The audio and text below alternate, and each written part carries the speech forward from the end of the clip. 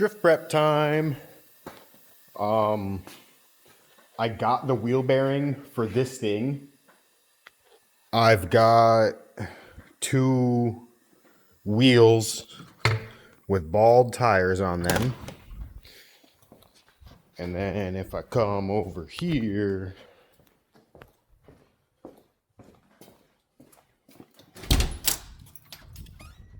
I've got my fresh 235 45 17s.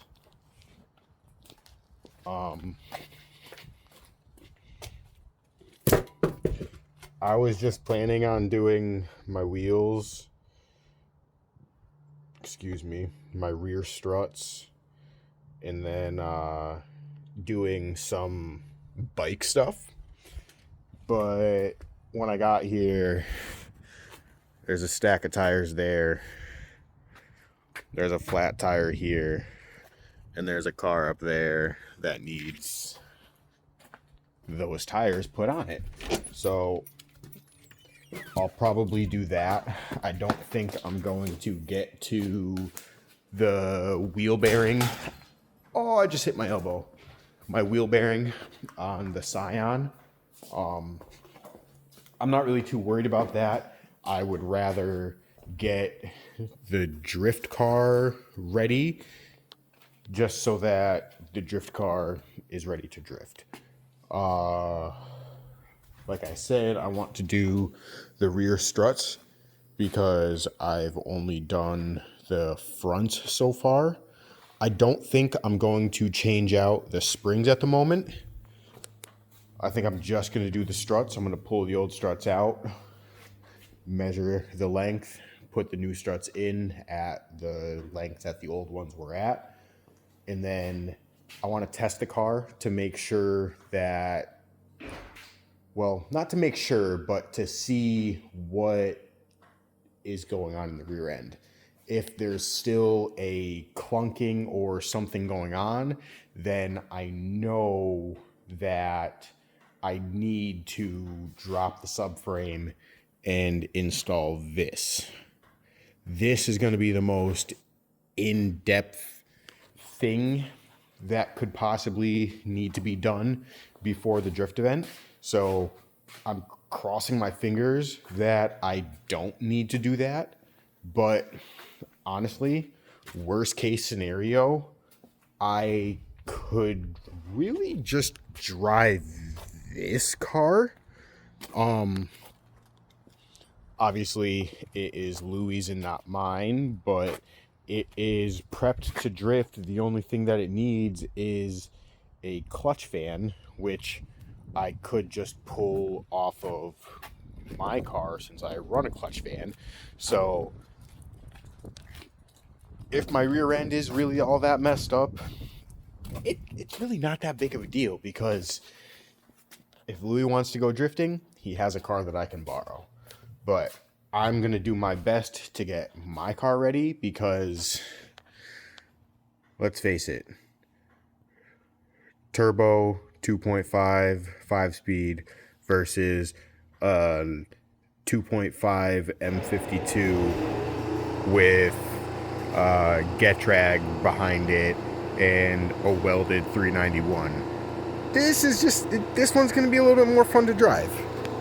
And it's mine. So, like, I know the alignment's good. I know the steering's going to be good. I know the tires are good. I know, well, granted, I can put my tires on it. I just know it's good. That car would be more of a test. It's never been to a drift event before. We've never run it on the track. We've run it here in the lot, but it's never been run. Oh wow, a plane. But we've never run it at the track, so that would be a first. So I'm letting the compressor fill up the tire machine. It's full. The other thing that I have to do today is I need to get this bearing race off. I'm hoping I'll be able to heat it up enough to just, get this to come off of this shaft, but the shaft is quite dirty, so I don't know that that will come off easy. I may end up having to split that. And then in the swing arm, you can see this side, it's already the innards of the bearing is already gone, and there's just the metal sleeve on this side. You can see that the whole bearing is still there, and it does not move. So I need to pop those out so we can get this KDX 200 back in operating order. So that's just a project that we've been working on for a little while, me and my brother, and it was really nice. Was it yesterday? Yeah, it was yesterday, and I was like, you know what? Let's get started on this. I'll give you guys a little bit backstory because none of that really makes sense to you. My brother bought a KDX 200 that it was running but had a leaking case. And then he bought another KDX 200 that was not running but had a good case on the motor. So we stripped the running bike down, painted the frame, or sandblasted the frame, painted the frame, got the tore the motor apart, took the case from the non-running motor and put it on the running motor, and now we're at a point where we're just putting everything back together. The worst part about that is it has been, I think, 2 or 3 years, my brother said, because he was looking at videos of when we were taking it apart so that we can put it back together. So it's been 3 years since we even looked at the bike. So yesterday, putting it back together, most of the time was us just figuring out how it goes back together, making sure we have all of the right parts, and then seeing what parts I need to bring back here to the shop so that I can use either the torch, the vise, or over in the corner over there we have a press. So I'm going to use a mixture of the different tools to see if I can't get the remainder of those 3 bearings out. And those will be the last things that we need to take out, and we can, finish reassembling the rest of the bike. But yesterday we got the motor in. We started to try and start it, but then we realized, A, we don't have any good fuel. B, we have zero idea if the carburetor is good or not. And we didn't have a swing arm on. We didn't have any wheels on the bike. So we had the frame sitting on the floor with the motor in it and the airbox in, and we were trying to get the motor to run on starting fluid just sitting on the ground. So needless to say, we struggled at that for a little while. We took a break, moved on to a couple other bikes that we have, got those running, took that as a win, changed a few other things on the KDX to see if we could get it just to seem like it was going to fire. And we did. So we called that a win. And now today I'm taking the rest of the parts that had bearings in them that need to be removed back at the shop here to remove those.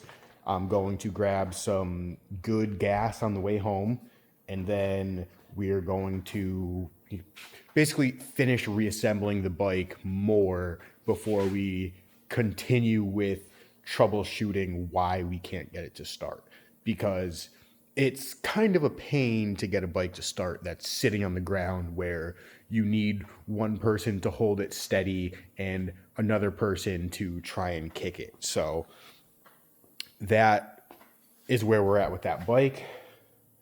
And I'm basically just doing tires here today. My plan was to do these tires and then do the wheel bearing on the Scion, but I'm just gonna end up helping Louis and do the tires on, I think it's an Explorer. But yeah, tire machine's all hooked up. Let's get to doing some tires.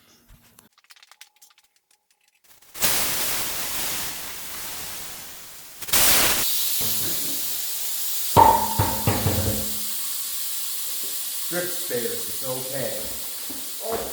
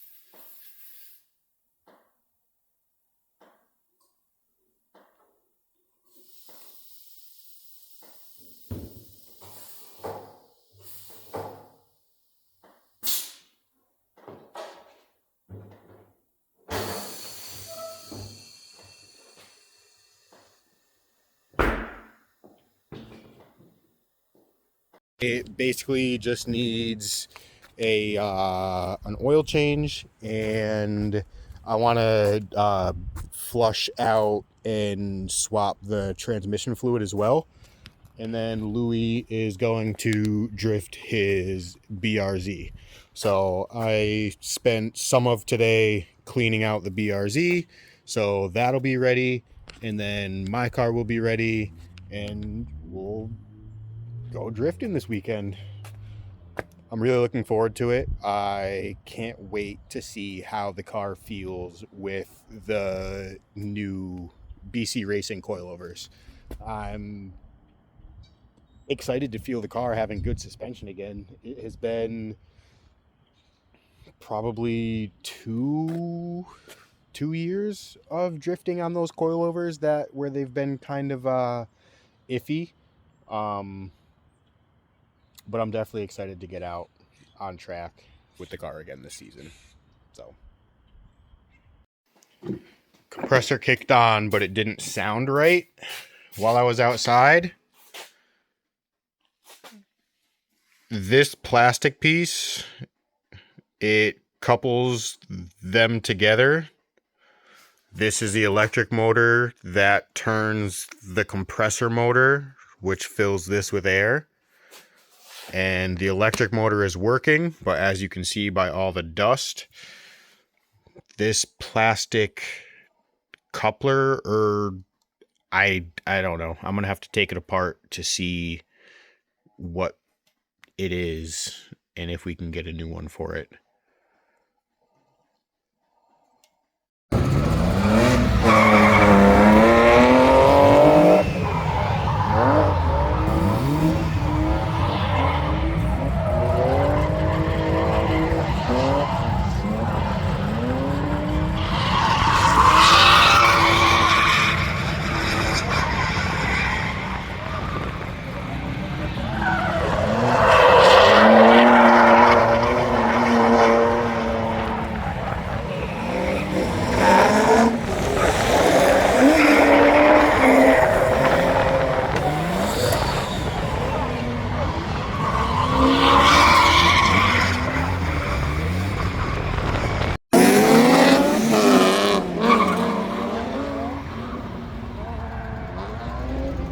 You gotta initiate, Louis.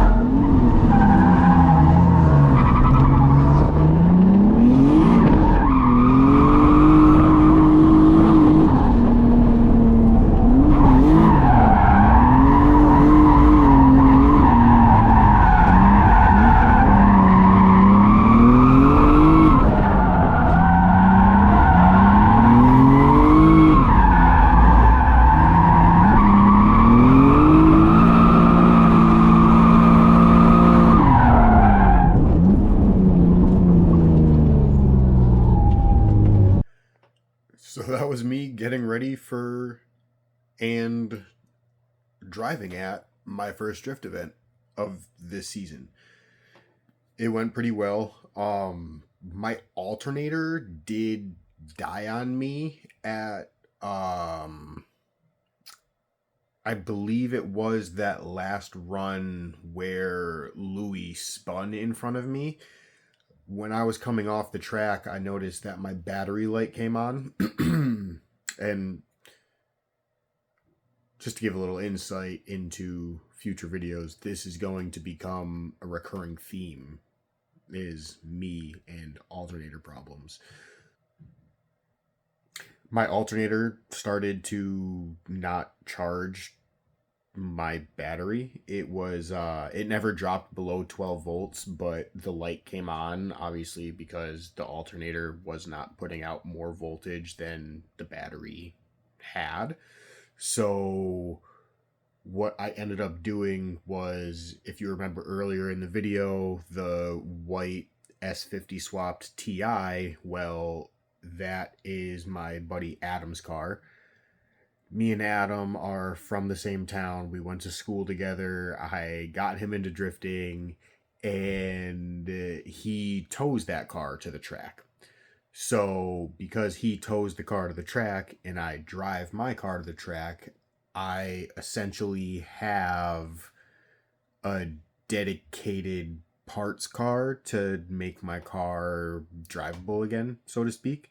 So what I ended up doing was I took the alternator off of his car once he loaded it onto the trailer and put it on my car so that I could drive home. The next day, I went to the parts store, got my warranted alternator, put my warranted alternator back in, then went to his shop and put his alternator back in his car. Simple enough, right? So I actually don't know what is going on with my car. Since then, I've now blown 2 alternators. So I blew that one and another one. So there's going to be some wiring diagnosing and some wiring replacing and some stuff like that coming up in the future. But I just wanted to put the video out of my first drift event at Lebanon Valley and my first, basically just prepping for my first drift event. It was a good time. It's always a good time. I have done one other drift event since, but also I pulled my motor, resealed my motor, put my motor back in. I've done a ton of stuff that I cannot wait to share with you guys. I just have a feeling that nobody is going to want to watch a 40-minute YouTube video of me essentially maintaining my 90s BMW. So what I'm doing is splitting it up between prepping for drift events. So I prepped for a drift event, I did a drift event. I prepped for a drift event, I did a drift event. So 2 videos, 2 separate drift events.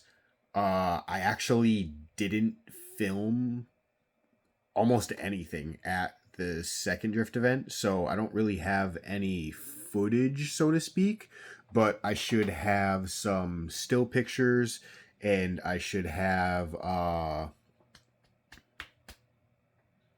have ton of prep video because, like I said, I pulled my whole motor and drivetrain out. So keep an eye out for that one. I hope you enjoyed this one.